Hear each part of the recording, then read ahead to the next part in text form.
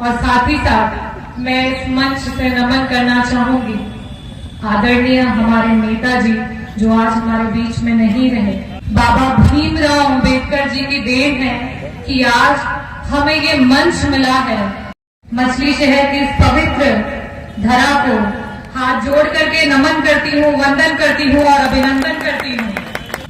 आज जिस तरीके से देश में भेदभाव की स्थिति बनाई जा रही है, चाहे वो जाति को लेके हो, चाहे वो धर्म को लेके हो, चाहे वो किसी भी वर्ग को लेके हो, उससे यहाँ पे उपस्थित कोई भी व्यक्ति अपरिचित नहीं है। और मुझसे पहले काफी अच्छे अच्छे वक्ताओं ने अपनी बातों को रखा और बताया कि बाबा भीमराव अंबेडकर जी की देन है कि आज हमें ये मंच मिला है, आज हमें ये अपनी जमीन मिली है, आज हमें वो हक मिला है कि हम सब यहाँ पे कुर्सी पे बैठ करके बात कर रहे हैं और बात को सुन रहे हैं। आजादी से पहले से वो प्रताड़ना कोई भूल नहीं सकता कि जब हम चलते थे तो हमें अपने चप्पलों को हाथ में लेके चलना पड़ता था। कोई महिला भूल नहीं सकती है कि हमें अपने शरीर के लिए भी टैक्स देना पड़ा है। उस समय इस तरीके का शोषण हुआ है। बाबा भीमराव अंबेडकर जी ने हमें उस शोषण से मुक्त किया। उन्होंने हमारे लिए लड़ाई लड़ी। और साथ ही साथ मैं इस मंच से नमन करना चाहूंगी आदरणीय हमारे नेताजी जो आज हमारे बीच में नहीं रहे और कल हरिद्वार में उनका अस्थियों का विसर्जन है जिसमें मुझे जाना है, इसलिए थोड़ा सा वक्त कम है मेरे पास। मैं उन्हें भी इस मंच से और आप सबके माध्यम से शत शत नमन करती हूँ, वंदन करती हूँ, अभिनंदन करती हूँ और मैं ईश्वर से यही प्रार्थना करती हूँ कि ईश्वर उन्हें अपने चरणों में स्थान दे।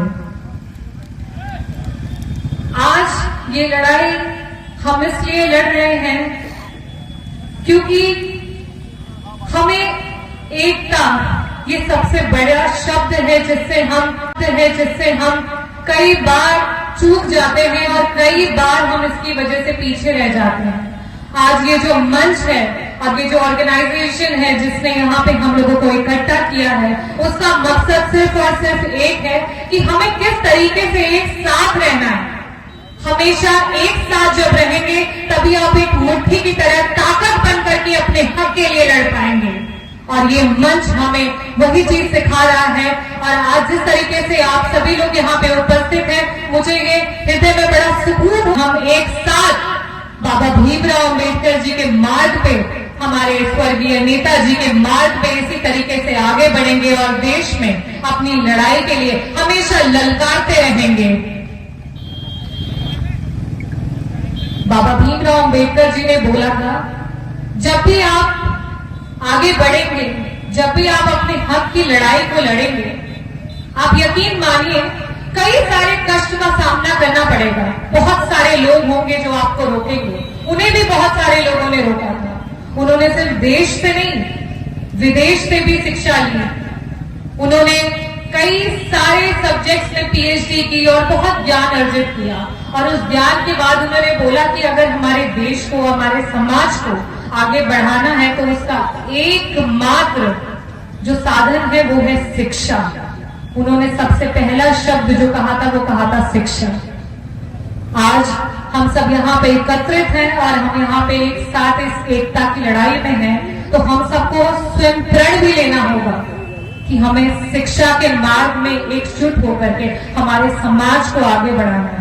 भेदभाव है, कहते हैं ये हिंदू हैं, ये मुस्लिम हैं, ये सिख हैं, ये ईसाई हैं, तो कहीं पे कहते हैं जाति का भेदभाव, ये अगले हैं, ये पिछड़े हैं। मैं यहाँ इस मंच से आप सभी से अनुरोध करना चाहती हूँ, हम सबको एक साथ होकर एकजुटता के साथ कहना है, हम सब एक हैं। मेरे साथ बोलिए, हम सब एक हैं। बाबा भीमराव अंबेडकर जिंदाबाद, बाबा भीमराव अंबेडकर जिंदाबाद।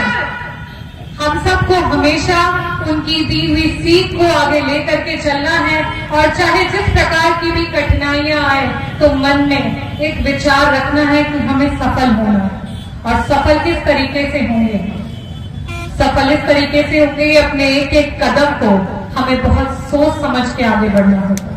सफल होना है तो कदम भारी रख, बाहर निकल तूफानों से यारी रख, कदम कदम पर मिलेंगी मुश्किलें तय है, पर तू निरंतर अपना सफर जारी रख, तू निरंतर अपना सफर जारी रख। बाबा भीमराव अंबेडकर के एक छोटी सी लाइन थी जो मैंने पढ़ी थी, आपके सामने बोलना चाहूंगी, क्योंकि आज हम सब जब यहाँ एकत्रित हैं तो एक मकसद मन में लेकर के यहाँ पे हैं। तो उन्होंने कहा था कि अगर तुम किसी मकसद के लिए खड़े होना तो एक वृक्ष की तरह खड़े होना, क्योंकि एक पेड़, एक वृक्ष में जो ताकत है वो किसी में नहीं। किसी मकसद के लिए खड़े होना तो एक वृक्ष की तरह खड़े होना, और गिरना तो एक बीज की तरह, ताकि वापस से उगकर उसी मकसद के लिए तुम जंग कर सको।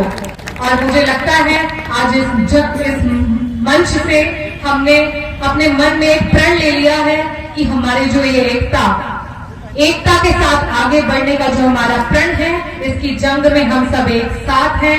और हम बाबा को नमन करते हुए, हमारे आदरणीय नेताजी को नमन करते हुए और आप सभी को नमन करते हुए मैं आप लोगों से धन्यवाद चाहूंगी।